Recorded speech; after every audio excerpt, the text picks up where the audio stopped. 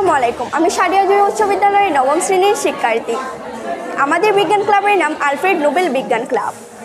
আমাদের স্টলের নাম রাদারফোর্ড। আমাদের স্টলে 2 জন সদস্য রয়েছে। আমাদের স্টলের অপর সদস্যের নাম হচ্ছে বৈশাখী পাল। আমাদের স্টলে বিভিন্ন ধরনের প্রজেক্ট রয়েছে, তার মধ্যে ধরনের সুউচ্চ আকৃতির দালান যা সমুদ্রের মধ্যবর্তী জায়গায় থাকবে এবং সমুদ্রটাকে আলোকিত করে রাখবে। জাহাজের নাবিক যখন এক জায়গা থেকে অন্য জায়গায় মালামাল নিয়ে যাতায়াত করে ফিরতে ফিরতে অনেকটা রাত হয়ে যায়, তখন সমুদ্রটা অনেকটা অন্ধকার থাকে।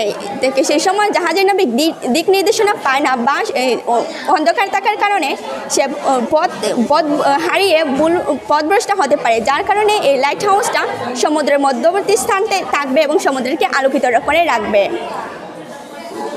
আমাদের দ্বিতীয় প্রজেক্ট হচ্ছে যে ওয়াটার ফিল্টার।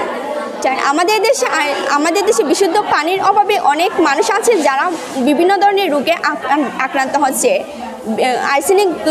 আর্সেনিক মুক্ত পানির কারণে অনেক মানুষ ক্যান্সার, টাইফয়েড বা বিভিন্ন ধরনের রোগে আক্রান্ত হচ্ছে।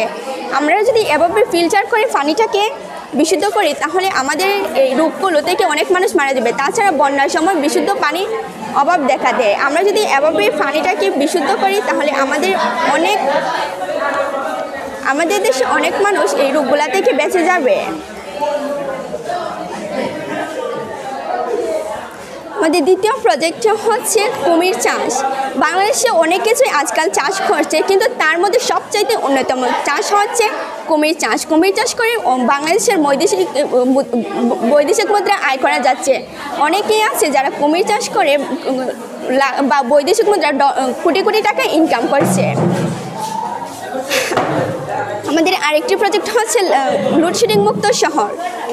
আমরা আইপিএস বা সোলার প্যানেল সবার বাড়িতেই আজকাল থাকে, কিন্তু একটা শহরের মধ্যে বিদ্যুৎ থাকে না, যার কারণে অনেক ছেলেমেয়ে আছে যারা শহরের মধ্যে টিউশনি পড়ে বাড়ি ফিরতে ফিরতে অনেকটা রাত হয়ে যায়। আবার অনেক ইভজিটিংকারী মেয়েদের সাথে ইভজিটিং করে, বা অনেকেই আছে যারা নির্যাতনের শিকার হয়।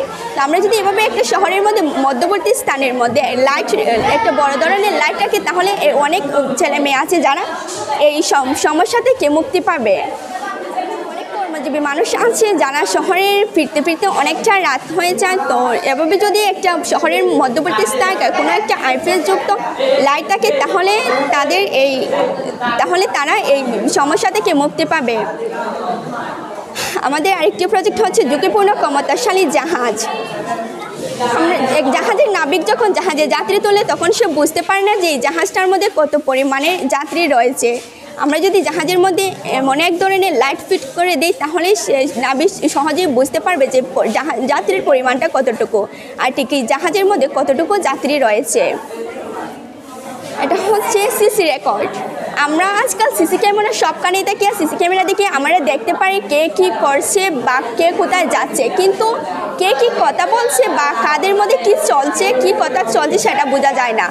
অনেক চোর ডাকাত যখন চুরি করে তখন সেটা দেখা যায় ঠিকই, কিন্তু তারা কি প্ল্যান করেছিল, তাদের কি প্ল্যান ছিল, তারা কোথা থেকে এসেছে বা কে কী ছিল সেটা জানা যায় না। তো আমরা যদি এভাবে সিসি রেকর্ডটা একটা ঘর বা যে কোনো দোকানের মধ্যে রাখি তাহলে তাদের কথাবার্তা বা যে কী বলছে সেটা সব কিছুই সেই সিসি রেকর্ডে জমা হবে।